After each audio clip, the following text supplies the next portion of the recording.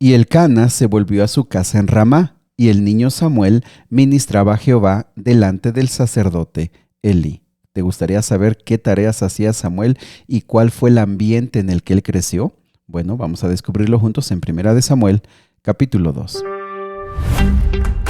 Qué gusto saludarte esta mañana, que Dios te bendiga, que te dé paz y te dé gozo. Quiero invitarte para que te suscribas a nuestros canales en Facebook, Momentos de Esperanza MX, en YouTube y en Spotify, Momentos de Esperanza. Dale seguir a los canales y de esa manera todos los días vas a poder escuchar los audios. Dale, vamos al capítulo de hoy.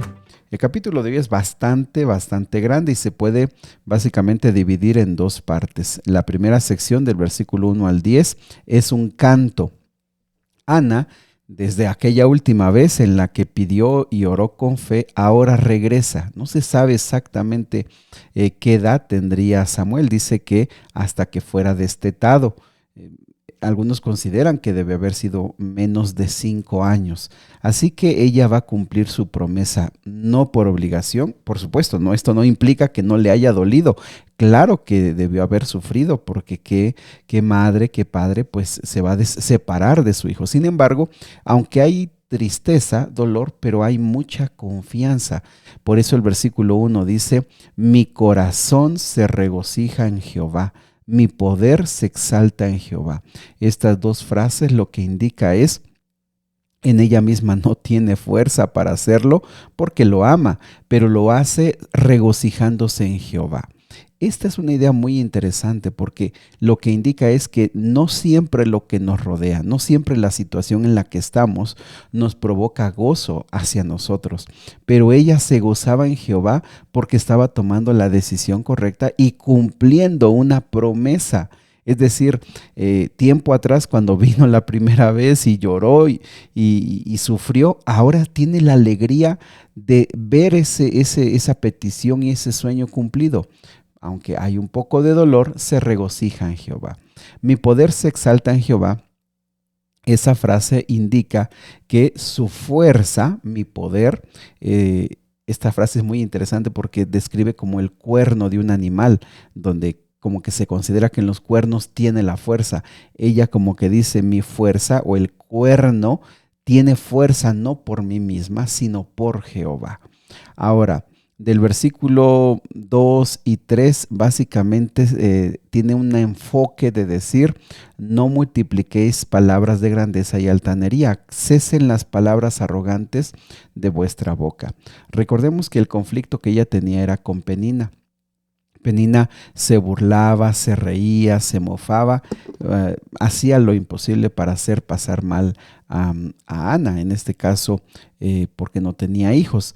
Entonces, cuando ella dice que se acaben las palabras, esa altanería, no necesariamente está atacando a Penina, sino básicamente está diciendo: dejemos de hablar contra Jehová, porque Jehová escucha y Jehová responde. ¿Sabes que cuando nos demos cuenta del poder de nuestras palabras y delante de quién hablamos y finalmente a quién ofendemos, nosotros podemos entender que guardar silencio sería la mejor decisión?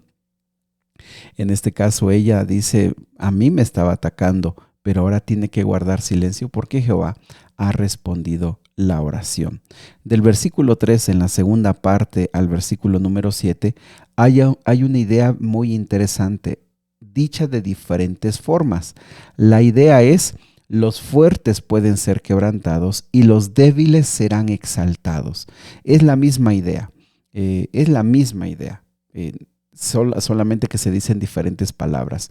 El versículo 7 en la segunda parte dice: el que Jehová abate y enaltece. ¿Sabes lo que quiere, lo que está repitiendo Ana? En Dios está el poder.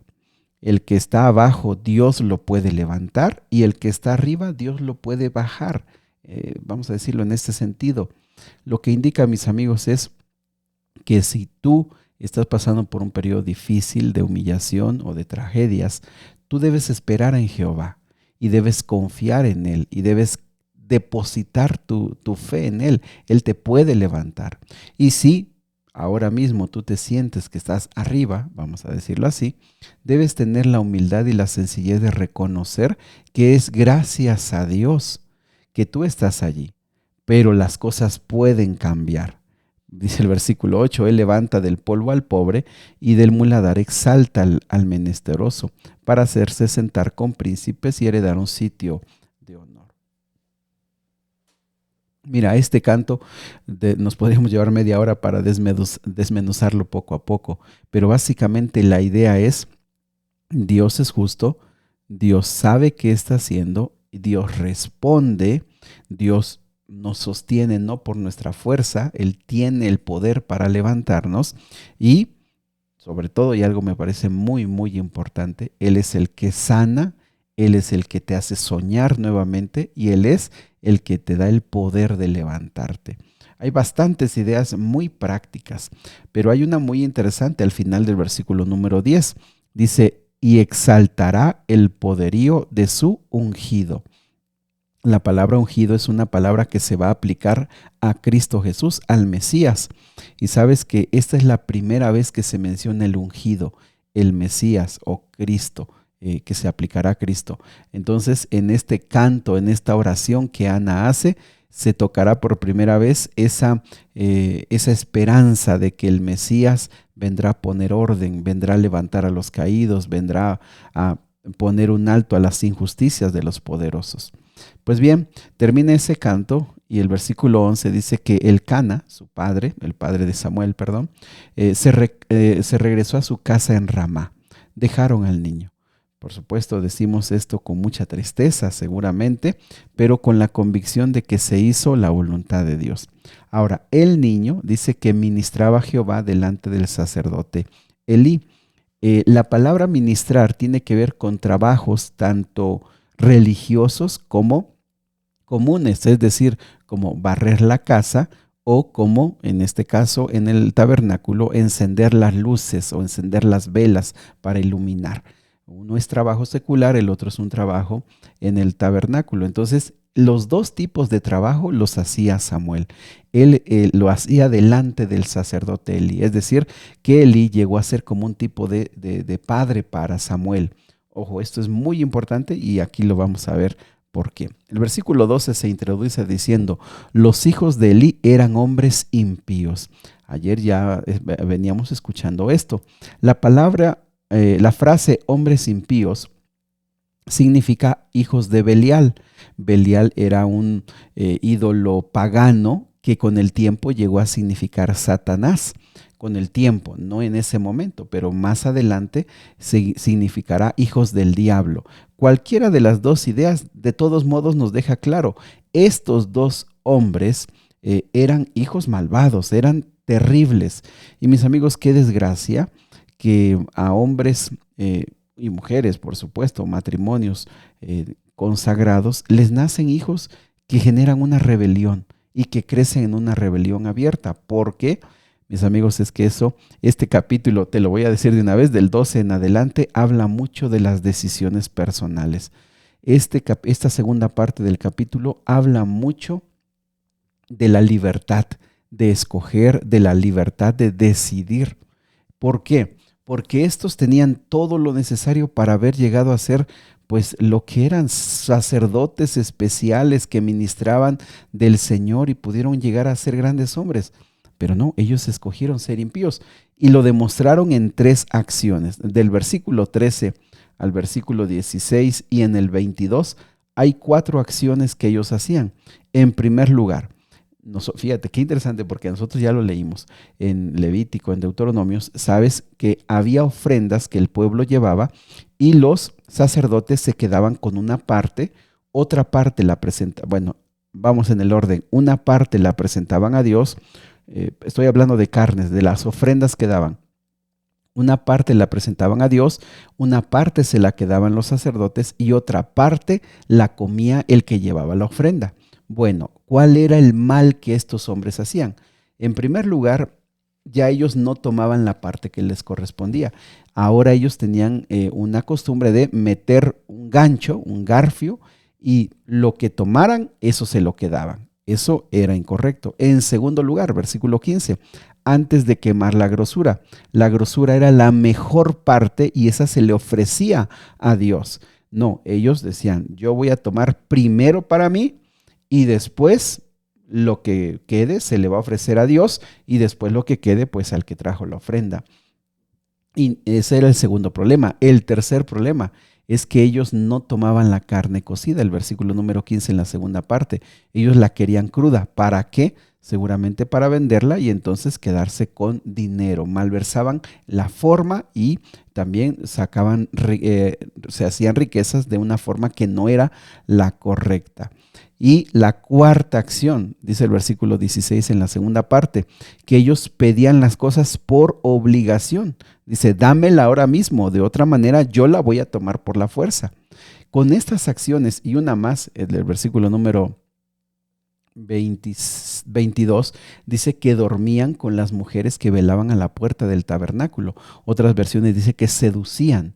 Así que podríamos resumir, cometían adulterio con mujeres que llegaban a adorar o con algunas mujeres que trabajaban allí en el santuario.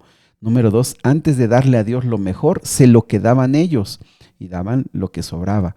Hacían violencia, forzando a la gente, y esto dio por resultado, versículo 17, que los hombres menospreciaban las ofrendas de Jehová. O sea, ellos eran personas tan despreciables que la gente al ver sus acciones ya presentaban a Jehová lo que sea, ya no presentaban de corazón, de amor a Dios, lo que sea. Esto corrompió todo el sistema. Ahora, ¿cuál es la comparación? El versículo 18 y versículo 11 empieza a hacer una comparación entre la maldad de estos hombres y cómo era Samuel. Versículo 18 dice, y el joven Samuel ministraba en la presencia de Jehová vestido de un efod de lino. Y dice que su madre le llevaba una túnica cada año y él estaba con Elí y servía allí. Entonces aquí vemos a un niño que va creciendo con esas ropa sacerdotal. Efod de lino es una vestimenta. Entonces él iba creciendo con la conciencia clara de su tarea, pero rodeado de maldad. En este caso, los dos hijos de Elí eran malos, pero él estaba creciendo allí. Pero él creció en un ambiente para demostrar al universo que no significa que aunque estés en un mal ambiente, tú te vas a pervertir o te vas a perder. No. Con este ejemplo y otros más, Dios nos enseña y le enseña al universo que una persona puede estar en un ambiente perverso y de maldad y sin embargo tomar la decisión de ser fiel a Dios. Y por otro lado, los hijos de Elí pueden crecer para ser grandes hombres, líderes y que puedan ofrecer lo mejor para Dios y decidir hacer lo malo.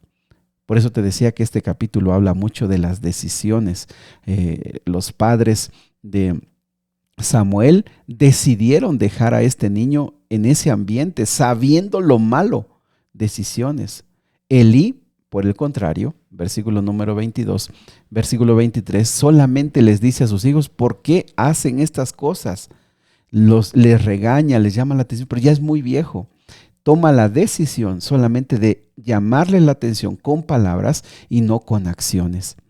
Esta porción de la Biblia habla mucho de lo que cada quien decide hacer. Elí creciendo, dejando que sus hijos crezcan en maldad. Muy bien, del versículo número 27, el versículo 27 dice que un hombre de Dios vino a Elí y les dijo dos cosas, y lo resumo, dos cosas, o tres. Número 1, tú eres un sacerdote, pero no comenzaste aquí. Yo puse el sacerdocio desde el tiempo, acuérdate, cuando salieron de Egipto y yo los puse a ustedes como un pueblo especial para mí. Ustedes iban a ser una tribu especial. Tú eres alguien que representa al primer sumo sacerdote y no has hecho lo correcto. Tus hijos se desviaron y algo interesante, ellos van a morir en un solo día como testimonio de que un día tú dejarás de ser el principal sacerdote. Mis amigos, eso se cumplió en el tiempo de Salomón, cuando la casa de Elí quedó desterrada del sacerdocio, pero se cumplió en Cristo Jesús, que fue el verdadero sacerdote.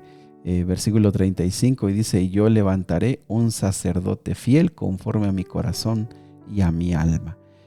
Piensan que esto se puede aplicar a Samuel, que fue un sacerdote fiel conforme a la voluntad de Dios. Se puede aplicar al cambio que hubo en Salomón cuando entró Sadoc, o en Cristo Jesús. Sea como se pueda aplicar. Aquí hay algo muy importante. Samuel creció en un ambiente de perversidad y de maldad, pero decidió ser fiel a Dios. Elí decidió no detener el mal de sus hijos. Elcana y Ana decidieron poner a sus hijos en las manos de Dios a pesar del ambiente que había de maldad. ¿Qué decisiones tienes que tomar? Que Dios te ayude a tomar las mejores. Padre, nos ponemos en tus manos esta mañana. Te pedimos tu bendición en el nombre de Jesús. Amén.